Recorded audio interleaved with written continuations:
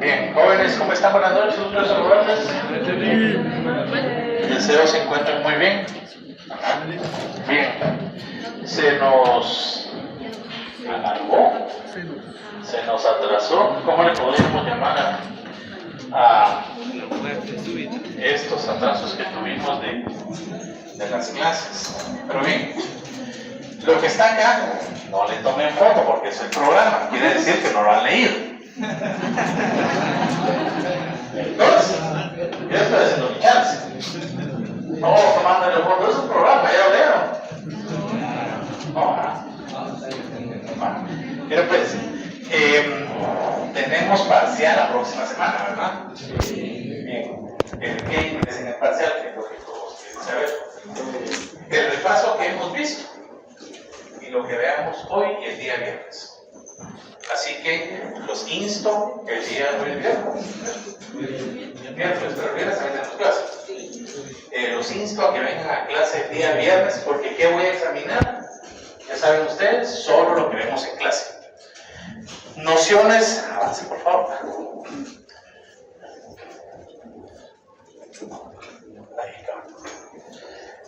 Lo que le acaban de tomar foto lo pueden ver muy minuciosamente en su programa de estudios. ¿Qué es lo que significa esto? Como les comenté, aquí vamos a tratar de tener una plática con ustedes sobre el derecho. Esta generalidad que estoy mencionando acá se menciona también en el derecho civil, en el derecho penal. ¿Por qué? Cuando ustedes, Dios mediante, se gradúen, van a cursarse, si es su voluntad, una maestría. Y van a tener un curso en todas las áreas que se llama la teoría general del derecho. ¿Y cuál es la teoría general del derecho? Ustedes creen, obviamente no, pues porque son estudiantes ya del séptimo semestre. Pero si le preguntamos a una persona en la calle si el derecho penal, el derecho civil, el derecho común se crearon por aparte, ¿cuál va a ser su respuesta? ¿Sí o no? ¿Qué creen ustedes? Sí, tal vez. ¿Por qué? Porque no comprenden nada de esto. ¿Y qué responderíamos nosotros como abogados? Es una evolución. Es una evolución. ¿El derecho laboral de dónde emana? De civil. ¿Cuál es el derecho común? ¿Cuál es el derecho común? Derecho civil, ¿no? Aquí vamos a responder, ya les dije. Creo que ya lo saben ustedes. Trato de platicar con ustedes, que ustedes participen, no para fastidiarlos, sino para que ustedes vayan familiarizándose. El derecho común es el derecho civil. Y el derecho de trabajo, obviamente, ya vimos con la tarea que hicieron del control de constitucionalidad, del control de convencionalidad, del bloque de constitucionalidad. Todo emana de lo mismo. Para no ir tan lejos, el Código de Trabajo tiene su nacimiento ¿en dónde? El Código Civil. ¿Alguien trajo su Código de Trabajo? Lean el artículo 326, por favor.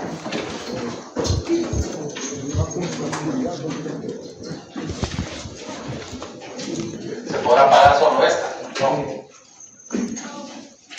A ver, ahí se va. 326. Ya está. 326. Artículo 326. Oiga. En cuanto no contraríen el texto de los principios procesales que contienen este código, se aplicarán supletoriamente las condiciones del Código de Enjuiciamiento Civil y Mercantil y de la Ley Constitutiva del Organismo Judicial.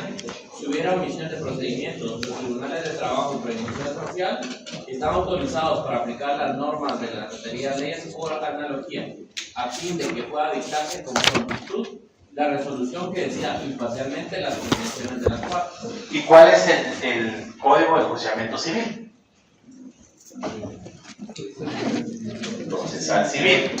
Alguien que me lea el artículo 412, que eso lo van a ver ustedes en el colectivo, pero lean el 412 del Código de Trabajo. Los tribunales de conciliación y arbitraje apreciarán el resultado y el valor de las pruebas, El uso real, saber, entender, ejercitarse a las reglas del derecho.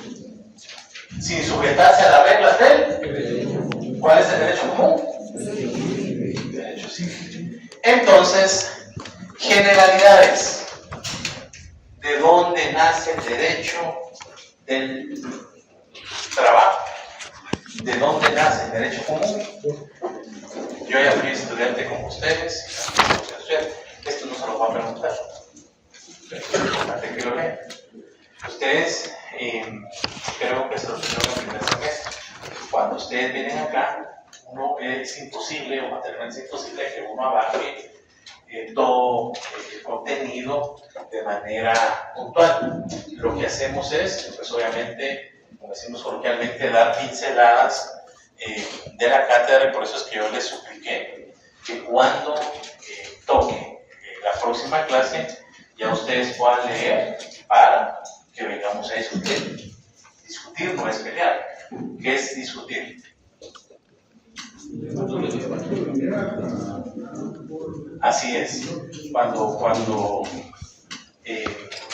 utilizamos la terminología mal, cuando decimos discutir, nos vamos directamente a pensar que es pleito. Y no, discutir es hablar, dialogar.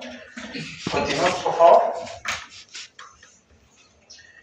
Aquí estamos hablando del periodo exegético. Ya vieron ustedes derecho romano, ¿verdad? ¿Se recuerdan de todo esto? ¿Cuándo inició el derecho? ¿Se recuerdan de la ley del talión? ¿Cuál es ese? Ojo por ojo, diente por diente. Ojo por ojo. Está bien. Continuamos, por favor. Bueno, punto muy importante. Esto sí, se lo voy a preguntar.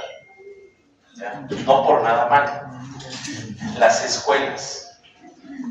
Yo sé que es aburrido, yo sé que es tedioso, pero de una u otra manera tenemos que tener la base sobre la cual vamos a sentar el derecho procesal del trabajo. Este primer parcial es un poquito tedioso y engorroso por la historia que debemos de tener, pero hay 3 escuelas, no solo el derecho del trabajo, sino el derecho civil, el derecho penal. ¿Se recuerdan ustedes de la historia del derecho penal? ¿Ya vieron ustedes el derecho penal? Italiano. La escuela alemana, italiana y española. James Goldwyn, ¿se recuerdan de James Goldwyn, los que estudiaron en derecho romano? ¿No? No, ya no va. Ese señor sí no nos vimos. Es un procesalista, pues obviamente, que trató de evolucionar esta escuela. Lo que él hizo fue sentar las bases en Alemania, cuando pues obviamente no existía una ley o no existía un procedimiento para poder juzgar a las personas. Y obviamente ahí ya nos remontamos a la historia del derecho como tal.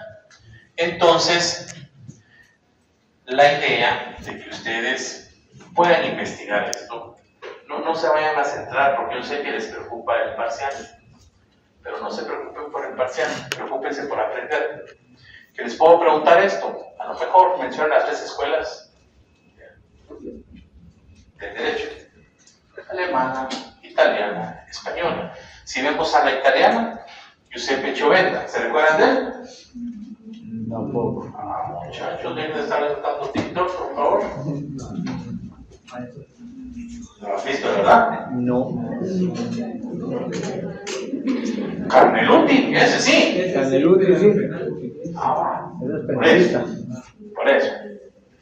Derecho procesal.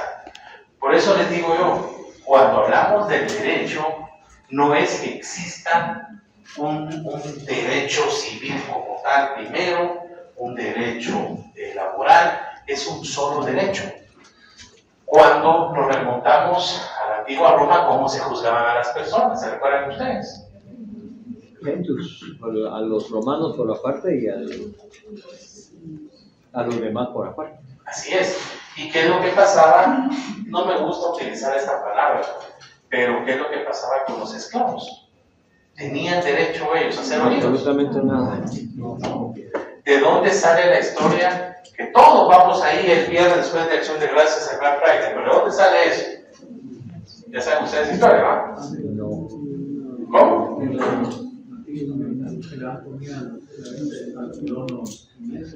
Ok, pero si nos remontamos hasta antes, ¿de dónde sale esa historia?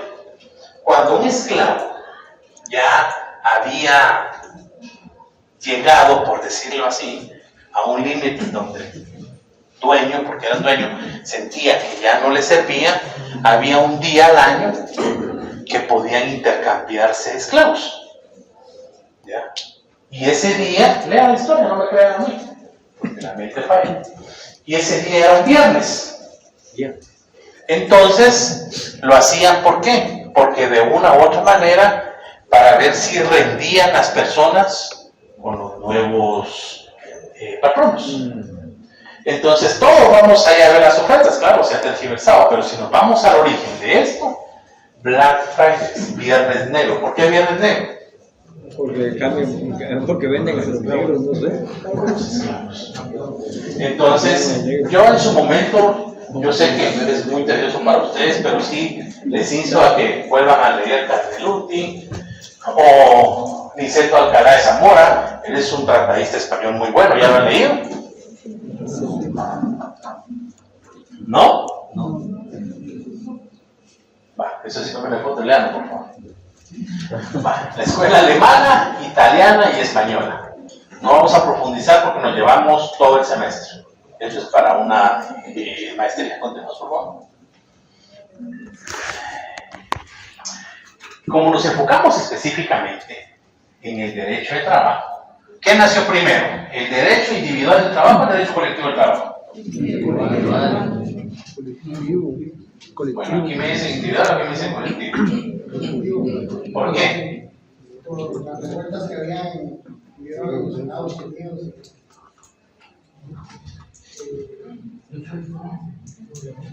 Bueno, en los diferentes países. Pero ahí cuando empezaron, primero nacieron los derechos colectivos y después los derechos individuales a raíz de esas manifestaciones que hubieron de las largas horas de trabajo que existían. Primero se fueron haciendo los gremios, la sindicalización, no es lo más moderno, pero primero se fueron formando los conjuntos de trabajadores de diversos tipos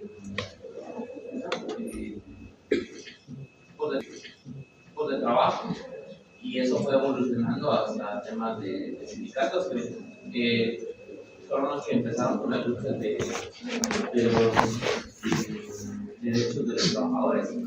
El tema de los derechos individuales ya es un poco más moderno. Vamos bien. Tal vez voy a un ejemplo no relacionado al trabajo. Somos alrededor de 150 alumnos.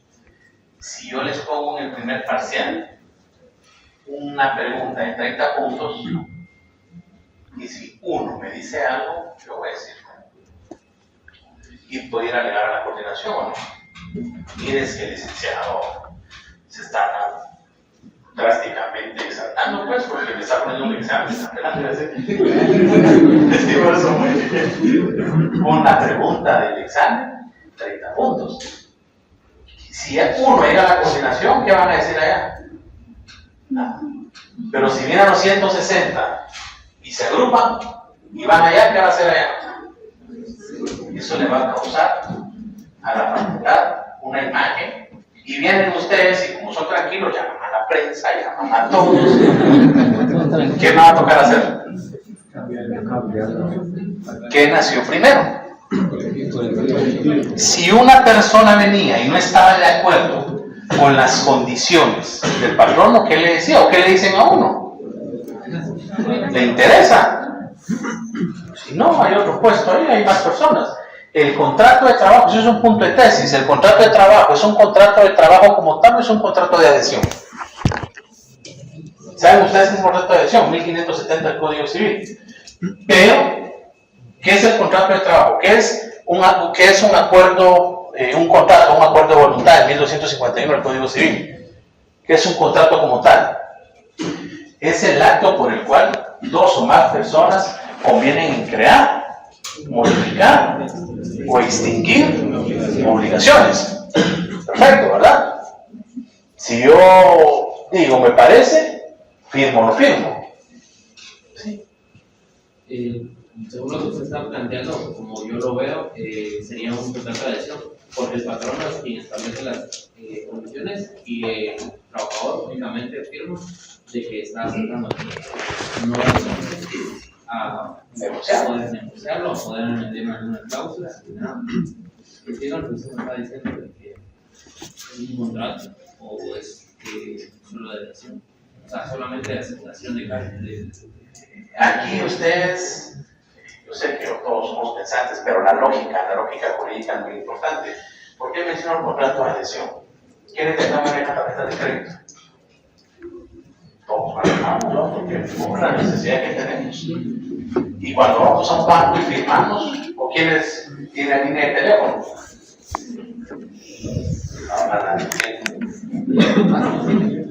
Todos firmamos. ¿Por qué? Porque queremos nuestro teléfono.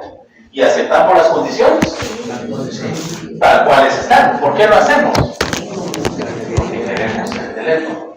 ¿Y qué pasa si usted me dice, mire, yo lo contrato y lo voy a pagar 5,000 al mes? No me haría gustar la campaña de 6,000. Si quiere, bueno, si no hay 200 más queriendo trabajo. Es un buen punto de tesis. Se lo dejo en el tintero. ¿Es un contrato de adhesión o no? ¿Explico? Entonces, ¿de dónde viene esto? De la Revolución Francesa, si a la tierra, no, es que no. No. Léanla, por favor. Miren, muchachos, yo les estoy dando la confianza. ¿Cómo? Gracias, pero la Revolución Francesa, pues obviamente es donde ya se da toda esa evolución correspondiente de la industria, del comercio, y ahí, como va evolucionando la industria, va evolucionando todo. Es decir, se va dando también esa modificación de las contrataciones. Entonces, si nos metemos ahora a la Revolución Francesa, con el surgimiento de la relación de trabajo industrial, ¿qué es el trabajo industrial? La industria, las textileras. ¿Por qué? ¿Se celebra o se conmemora el 1 de mayo? Se conmemora. ¿No se celebra? No. ¿Por qué? Por las muertes que hubieron, todas las revueltas que hicieron ¿En dónde? en Estados Unidos. Los martes de Chicago. ¿Ya leyeron eso? Sí. ¿Cuándo fue? Tampoco. Fue el 4 de mayo, pues, pero empezaron a partir del más o menos 30 de abril. Continuemos, por favor. O sea, esto es para que ustedes no vayan porque la misma ley lo maneja. Pero si hablamos ya de la evolución del derecho de trabajo per se en Guatemala, ahí van a encontrar ustedes la creación de nuestro Código de Trabajo. ¿Cuándo fue promulgado nuestro Código de Trabajo? ¿Se recuerdan? Ya me preguntamos. ¿Cuándo? 1946. ¿1900 qué? 61. Hombre.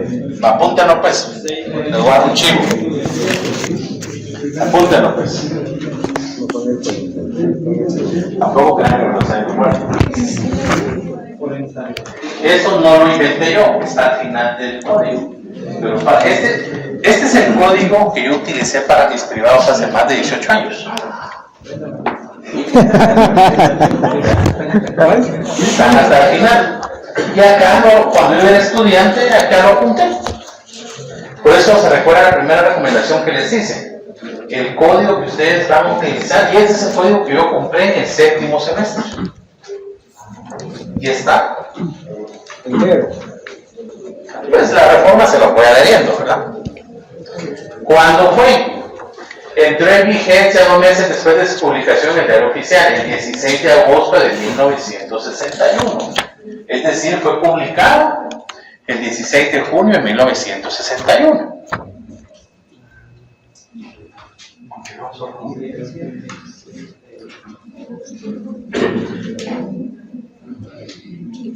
Bien. ¿Cuál es la importancia del derecho del trabajo o la importancia del derecho procesal del trabajo? Jóvenes,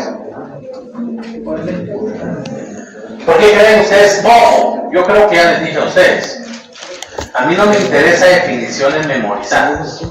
Yo les voy a preguntar, diga con sus palabras, ¿qué comprende por esto? ¿Qué comprende por A, B o C? Una definición memorizada, pues la memorizamos, ¿va? Robotizado. Exactamente. ¿Cuál es la importancia? Y yo considero de que la importancia del Código de Trabajo es la regularización de todos los derechos de un trabajador y de un patrono en sí en comunión, ya en una comunidad, en una relación laboral. Tanto el patrono tiene sus derechos y obligaciones ahí reguladas como el trabajador. Así es. Si viviéramos en un estado de no derecho, ¿o qué es la anarquía, jóvenes? Cuando no hay autoridad. Exactamente. Falta de autoridad. ¿Y qué es lo que pasa? Si teniendo un código de trabajo, si teniendo un derecho procesal del trabajo, se dan las injusticias y las ilegalidades, imagínense ustedes si no lo tuviéramos. ¿Cuál es la importancia? Permitir la justicia, porque si no teníamos la importancia de mencionar la ley de Italiano, se recuerda, como propo de interponiente. Este me la hizo, yo se la voy a hacer. Pero ¿qué es lo que pasa? Caemos en una anarquía. ¿Qué es un Estado de Derecho? ¿Qué es un Estado de Derecho para usted, compañero? Con sus palabras. ¿Qué es Estado de Derecho? ¿Qué entiende usted por Estado de Derecho?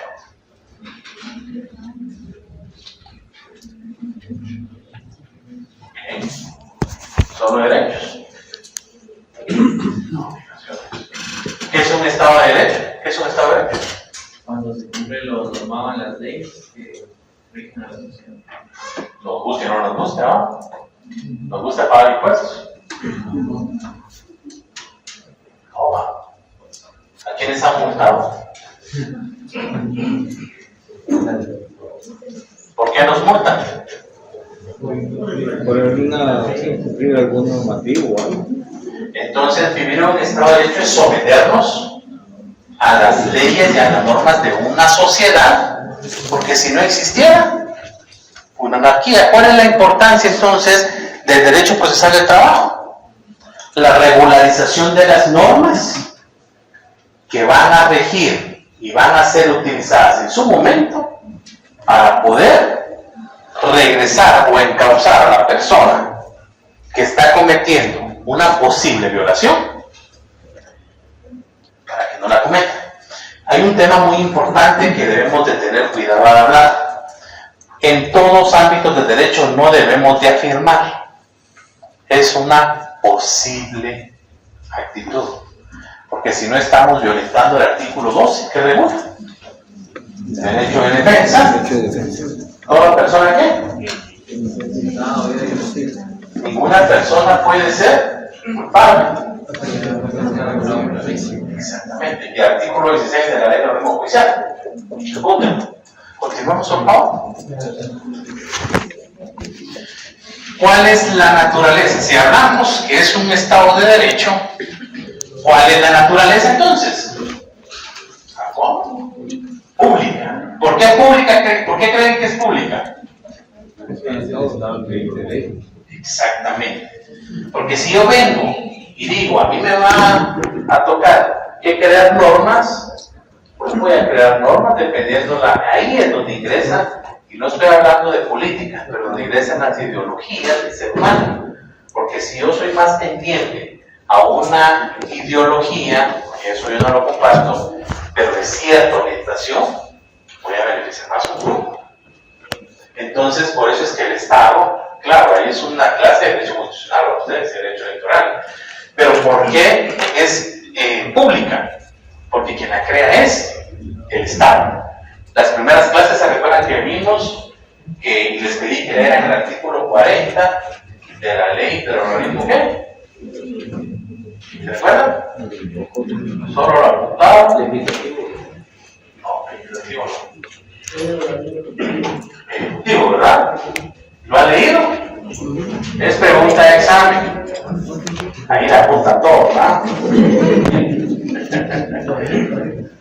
40, le hago la boca. 40 del Ejecutivo. Ministerio de Trabajo y Previsión Social. Corresponde al Ministerio de Trabajo y Previsión Social hacer cumplir el régimen jurídico relativo al trabajo, la formación técnica y profesional y la previsión social. Para ello tiene a su cargo las siguientes funciones. Ahí vemos. Y el artículo 103, segundo párrafo de la Constitución, por favor. De eso ya hemos hablado, ¿se recuerdan? En el repaso lo vimos.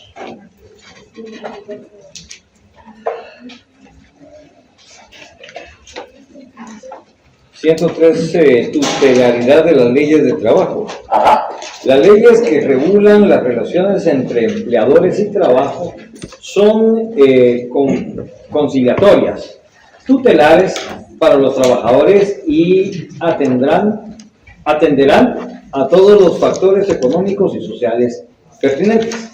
Para el trabajo agrícola, la ley tomará especialmente en cuenta sus necesidades y las zonas en que se ejecutan.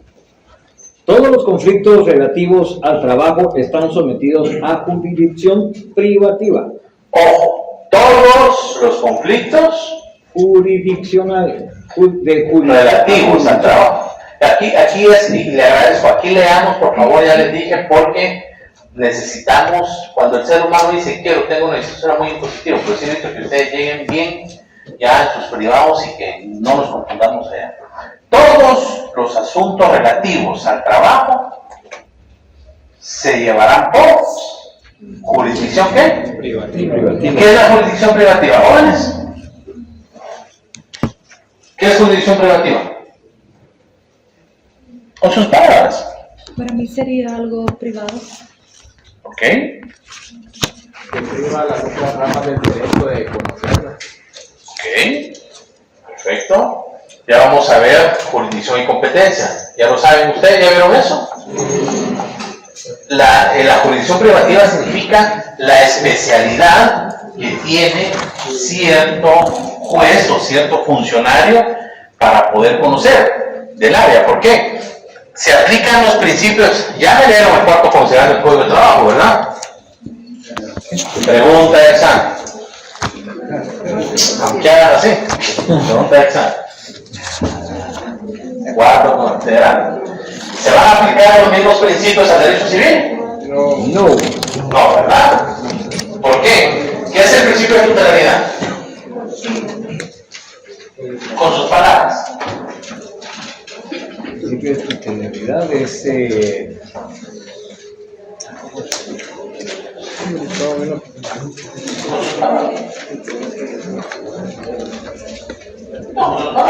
Por esa desigualdad económica que existe entre patrón y trabajador, el principio de tutelaridad significa que el derecho de trabajo siempre va a ser protector y tutelar hacia el trabajador. ¿Por qué? Porque existe esa desigualdad económica. Estamos hablando que el contrato de trabajo, ¿creen ustedes que es un contrato de trabajo o es un contrato de adhesión? Lo dejo a su criterio. Pero ¿qué es lo que pasa? ¿Cuánto es lo máximo que paga un patrón en Guatemala? Entonces, lo máximo que paga es lo mínimo. depende del rubro. Pero ya saquen ustedes un promedio, nosotros nos encargamos de sacar esos datos eventualmente, y un porcentaje, aproximadamente un 75%, 70% pagan el salario mínimo. ¿Por qué? Porque son pequeños empresarios. Muy pocas empresas, un 25-30% en Guatemala, que son los que sostienen la economía, el Producto Interno Bruto, son los que pagan, obviamente, más el salario mínimo. Pero un porcentaje muy alto paga el salario mínimo. Entonces, ¿por qué es tutelar? Por esa desigualdad que existe. ¿Ya? Entonces, ¿por qué la naturaleza es pública? Pregunta de examen. ¿Por qué cree usted que la naturaleza del derecho de trabajo es pública? Así es. Así es. Objeto. ¿Cuál es el objeto?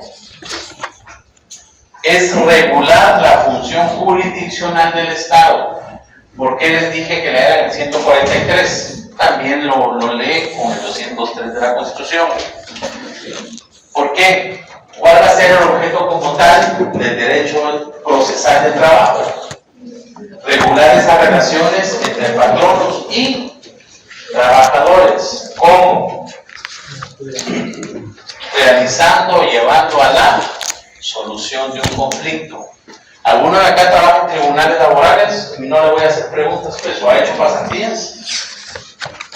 Es demasiada la demanda que existe en los órganos jurisdiccionales en materia de trabajo. Si uno ingresa una demanda, mañana le va notificando a uno unos 6 meses, si bien nos va, que su demanda va a aceptar. Y para que nos den la primera audiencia, si bien nos va un año, ahora va a bajar un poco, pero no es por ineficiencia o por no cumplimiento de los funcionarios judiciales, sino porque es tanta la demanda. Es tanta la demanda. Yo inicié un proceso en el 2021 de un cliente y lo ganamos, gracias a Dios, en primera instancia. Lo ingresé mayo, junio del 2021. La sentencia fue dictada en el 2022. Apelaron, estuvo en apelación mucho tiempo, en el 2023, 2022, sí, apelaron, estuvo en la sala 2023, en octubre del 2024, pues obviamente la sala emitió su sentencia un año después. Después, para que se diera la liquidación correspondiente, se tardó otro año, en lo que regresó a la institución presentó sus recursos de rectificación. Hasta ayer le pagaron a mi cliente. ¿Cuántos años? 5. Gracias a Dios está vivo, ¿no? Y le pagaron. Y le pagaron. Entonces, y claro, hay una acción constitucional de amparo presentada, pero como no hay un otro lado de amparo provisional, eso no limita el pago. Dígame. ¿Y hay algún proceso específico que no demore tanto tiempo? O sea, algo que sí sea visto como prioridad. En teoría, tendría que ser visto como prioridad las reinstalaciones o los despidos de los líderes sindicales, pero es tanta la demanda que durarán unos 4 o 5 meses. O sea, no es que sea inmediato. Entonces, ¿cuál es el objeto? La solución del conflicto entre particulares. En la declaración de certeza de ciertos derechos subjetivos cuando relevo exige conformidad por su reconocimiento, es decir, la intermediación o la mediación de un juez en el juzgamiento y sanción de ilícitos penales. ¿Por qué? Puede ser condenado sin ser citado o ir vencido en proceso penal. No. No. Y a la tutela de garantías constitucionales frente a las leyes comunes y frente a los legales de los actos de la administración. ¿Cuál es el derecho común? El derecho civil. Continuamos, por favor. Principios generales. Creo que el primer parcial va a entrar en el repaso de este principio. Principio de interés público en el proceso. ¿Por qué cree usted que es interés público en el proceso? Léalo y me lo explica.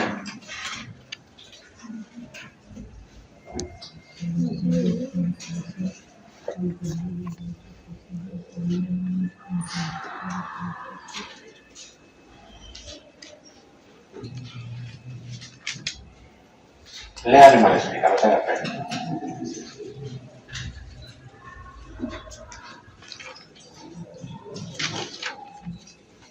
Porque es de interés público y garantiza la armonía de la paz. ¿Eso? ¿No? Sí, ahí dice eso, pero ¿por qué? Ah. Con sus palabras. A ver, ¿usted la trama? Sí. Porque garantiza la armonía, la paz y la justicia social dentro de todo el proceso. ¿Y qué es justicia social? Que todo lo que atañe a los trabajadores ante el patrono y todos sus derechos y obligaciones como tal. Así es. Interés público en el proceso, ¿qué quiere decir? Que el proceso debe de ser público. ¿Para quiénes? ¿Para todos o para las partes? Para todos. Si yo llego, si usted le mandó al compañero de atrás, yo quiero saber Vamos a ver ese proceso. Entonces, ¿para quién es público? Solo para las partes interesadas. Es decir, que no existan limitaciones o que no existan acciones por parte del juez que puedan limitar los derechos de una de las partes. Por eso regula la armonía, la paz y la justicia social. ¿Qué es justicia social, compañero? Pero que lo señale. Es cuando el juez de trabajo le imparte justicia a cualquier persona, como trabajador más que todo, ¿va? Okay. Que sea de ente privado, ¿no? ¿Alguien más que es justicia social?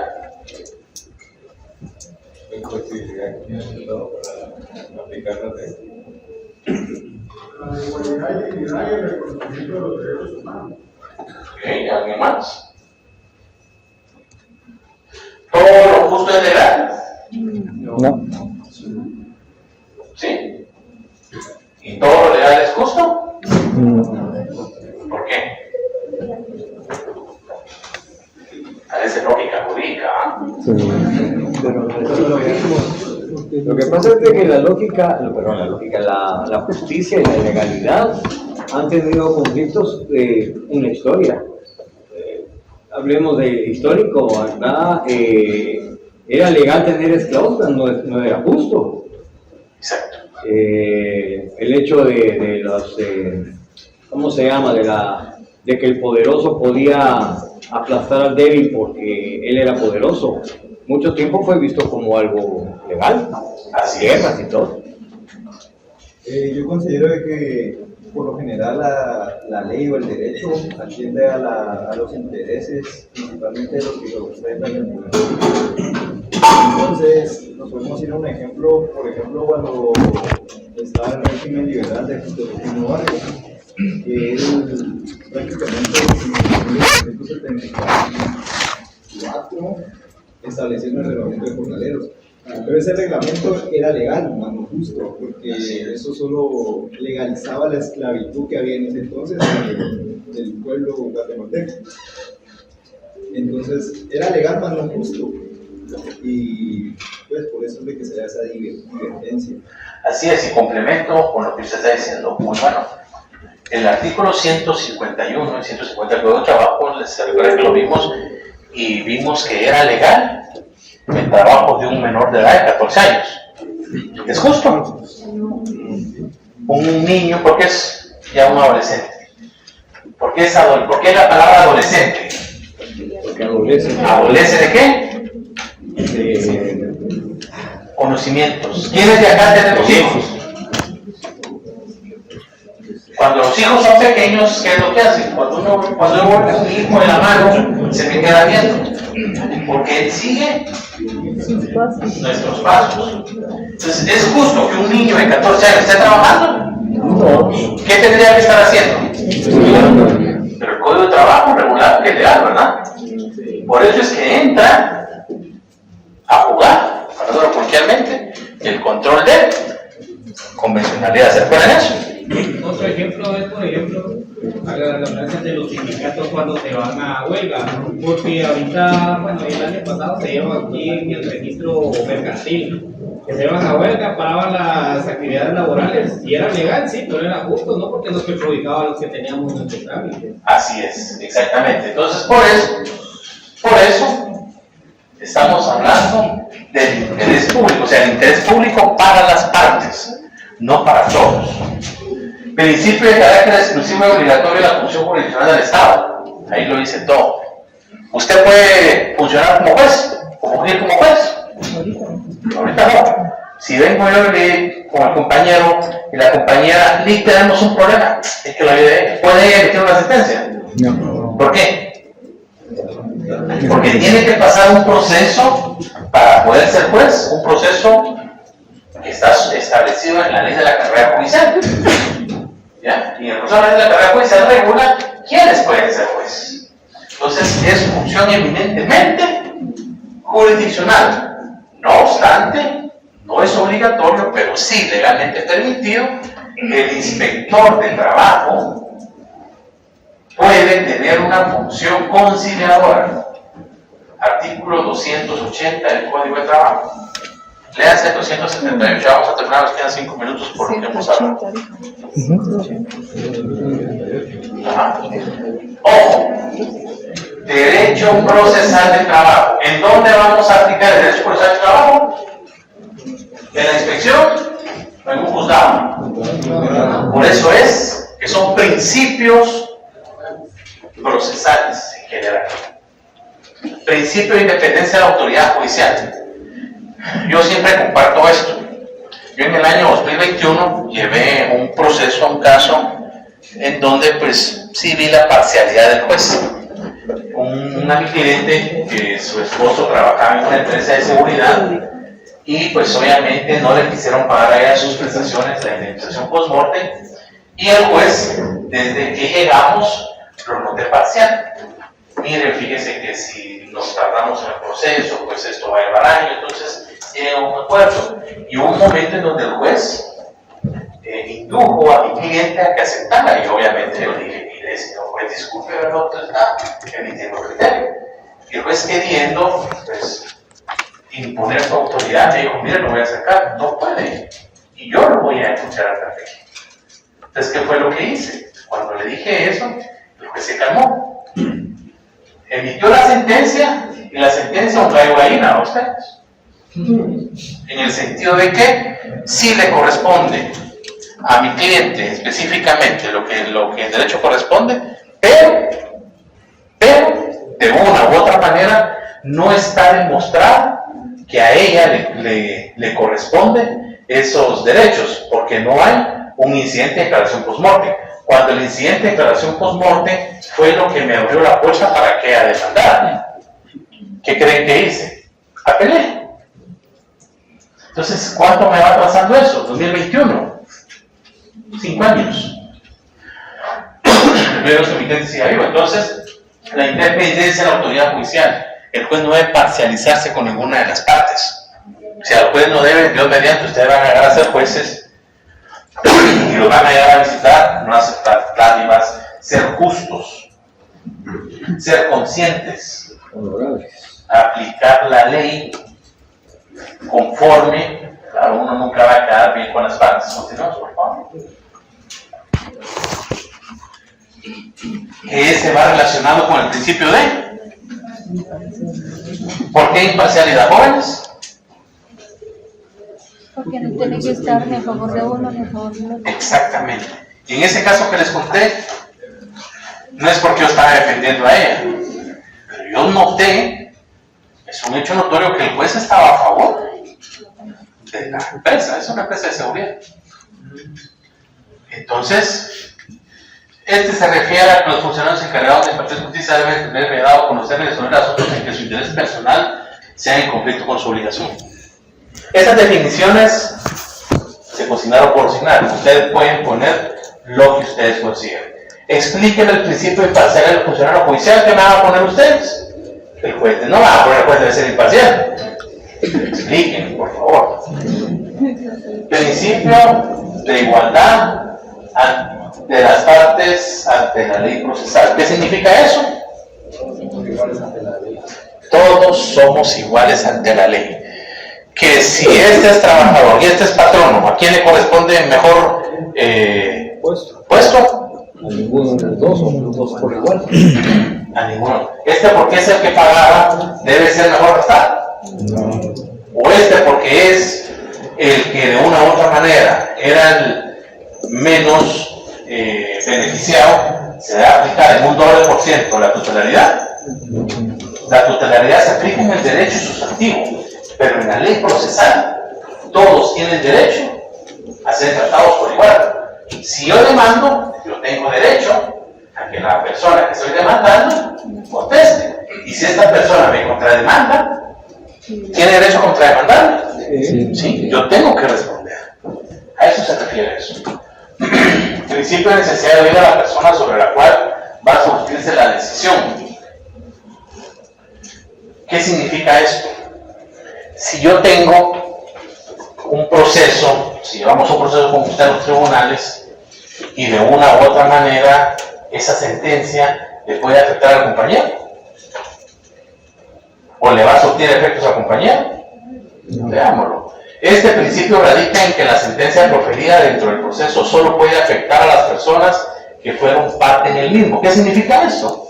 Que a mí me exonera, no tengo nada que ver en el problema. Exactamente. Muchos dicen, lo que hacemos muchos es, cuando demandamos y tenemos un caso similar, señor juez, respetando su criterio y respetando su independencia judicial, me permito manifestar de manera respetuosa que en el juzgado tal y tal, el juez tal y tal, llevó un caso similar y emitió una sentencia. Estamos diciendo al juez, mire, pues yo consideraría que sí, pero no significa que la sentencia que se emitió en el otro juzgado vaya a ser a favor. Porque, por ejemplo, en este caso que yo les mencioné, eran de unos trabajadores de una entidad pública. Y yo llevé 3 casos y los 3 gané. Y otro compañero llevó 3 casos similares y ganó uno y perdió 2. Y cuando vimos el análisis por una respuesta de la confesión judicial, el juez, bueno, la juez dijo, no, este no le corresponde. Entonces, solo va a dañar específicamente a las partes. Principio de publicidad en el proceso.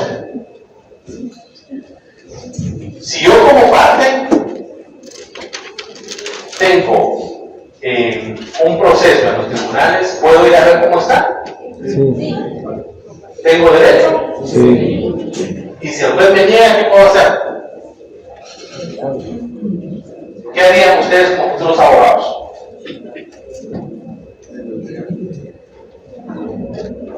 ¿Estará en el acceso a la información pública? ¿Se aplica la norma judicial o no? Soy parte del proceso. ¿Es lo mismo sujeto que parte procesal? No. Ya lo vamos a ver. No debe de haber justicia secreta, no procedimientos ocultos, ni fallos sin antecedentes, ni motivaciones. ¿Qué es motivación? No es lo que me alegra. Motivación es establecer el por qué estoy emitiendo esa sentencia de esa manera. Continuemos, por favor. Esto está fácil, ¿no? Bien. Nos quedamos en el H, principio de obligatoriedad de los procedimientos establecidos en la ley. Creo yo que vamos a ver el otro punto y el examen va a versar sobre lo que vimos en el repaso hasta lo que vimos el día viernes. Entonces el viernes los invito a que no falten a clase porque hasta ahí llega el paciente.